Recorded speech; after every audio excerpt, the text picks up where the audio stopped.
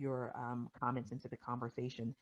So I did share earlier that we're going to look a little bit at language, right? So I think often sometimes we come to these conversations and people have different definitions and different understandings, or may not have heard any of these terms at all. So here's a couple of terms that we use, and this is not an exhaustive list that we use in diversity and equity and inclusion work.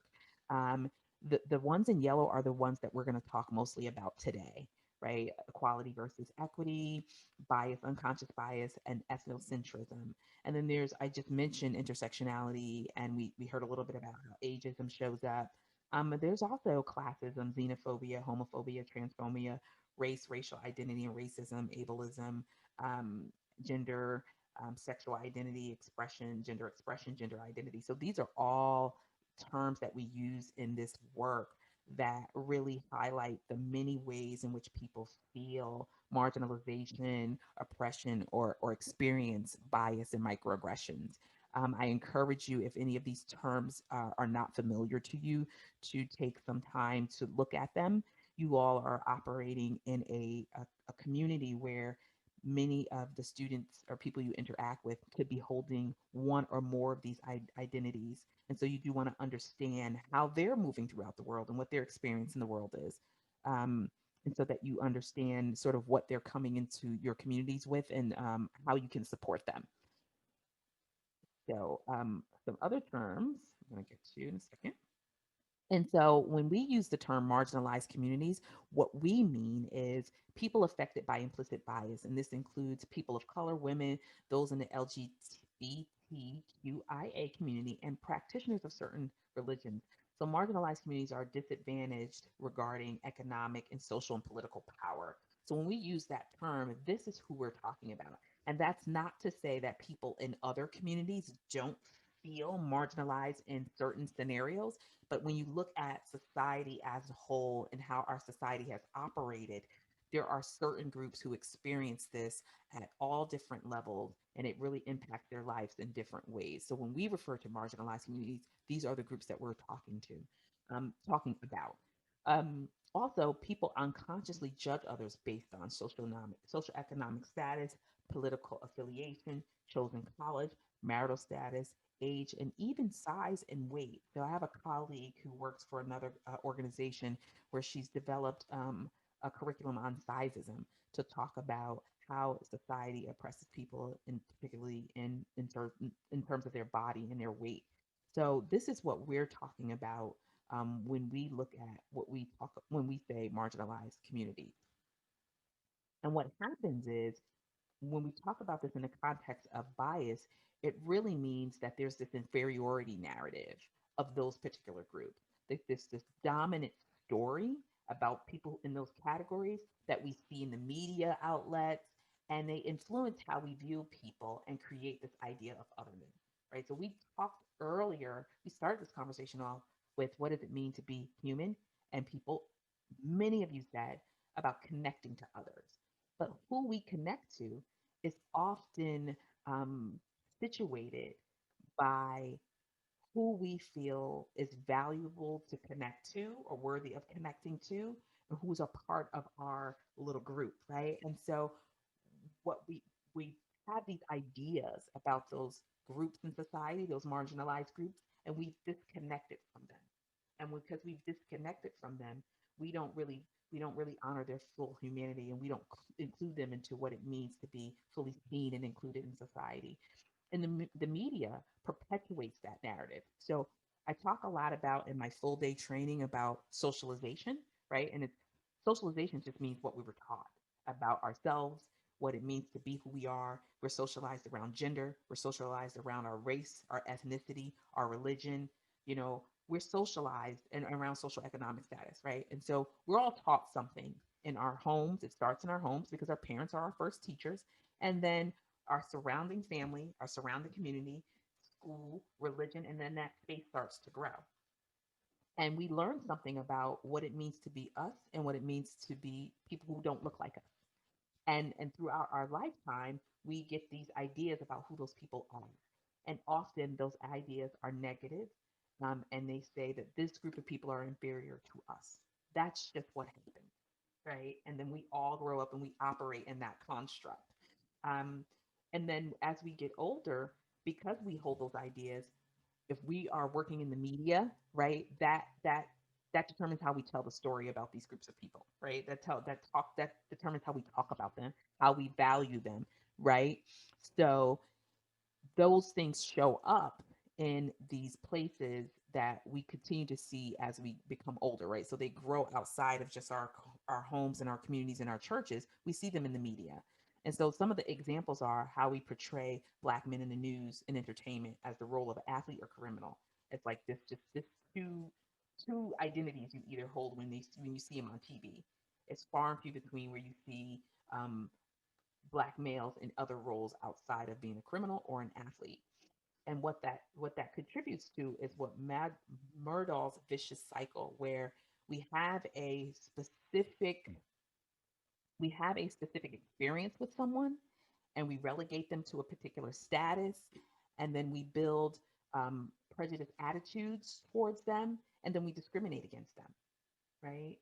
And so this cycle continues in our society because of that inferiority narrative that was created through a series of historical events, right? That, we can't go into an in depth history lesson here, but we know that certain groups of people had a certain beginning here, right? Black people didn't immigrate to this country, they were brought here not by choice, right? And brought here with a specific purpose in a specific context.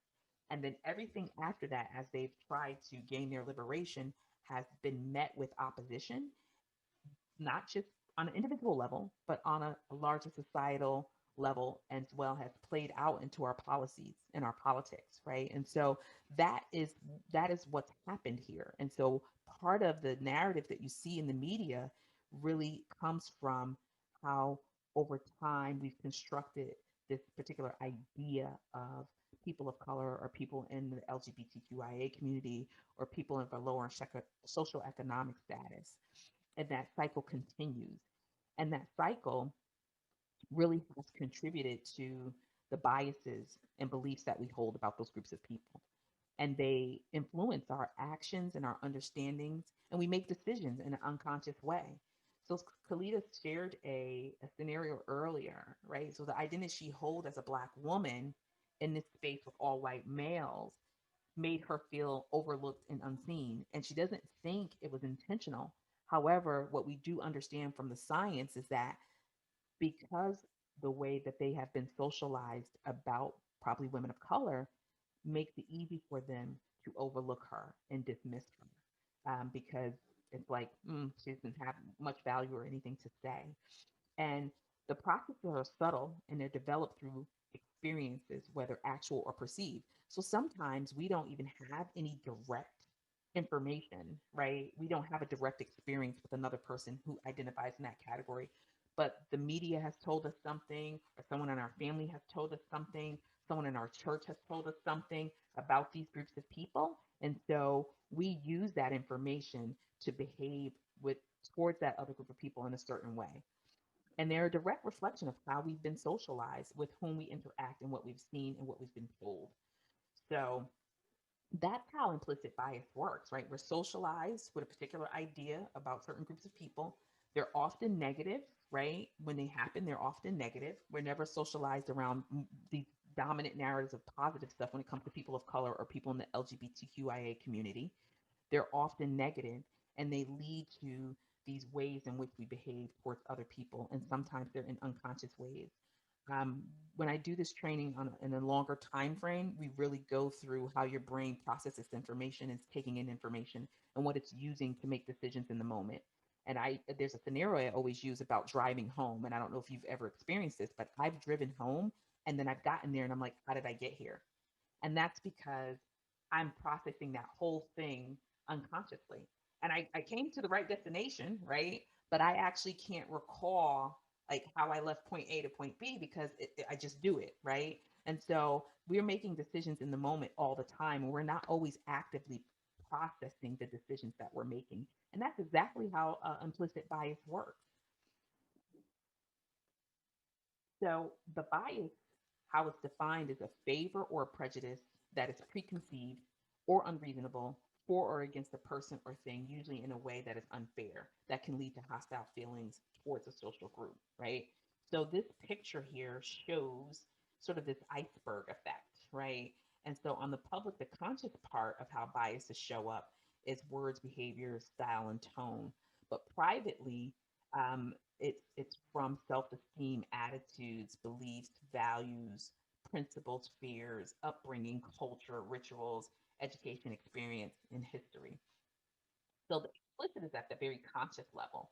They're in our words and behaviors, our style, and our tone. But the implicit part is at that subconscious, that unconscious level. And there's social stereotypes about certain groups of people that individuals form that are outside of their actual consciousness awareness. Sometimes if you ask a person to reflect on why they believe something, they can't really give you an explanation. They might just say, someone told me that, right? Or that's what I heard, or that's what I saw on TV. They don't really have any real information for what supports this belief right now, other than they saw something on TV. They don't have direct experience with it. And a lot of information that we have about other groups of people come from that, because most of us grew up with people who look just like us. And then we grow up and we see people in our circle who look just like us. So if our circle isn't very diverse, the only information we have and the only ideas we have are from people who share the same perspectives and attitudes we have. And we often don't have any real world experiences with anything other than that. But we do work with people. We do go to the grocery store with people. We go in our communities with people. Like, we do interface with other groups of people. And because we don't have any real information, whatever biases that's behind there is what we're using and how we interact with them.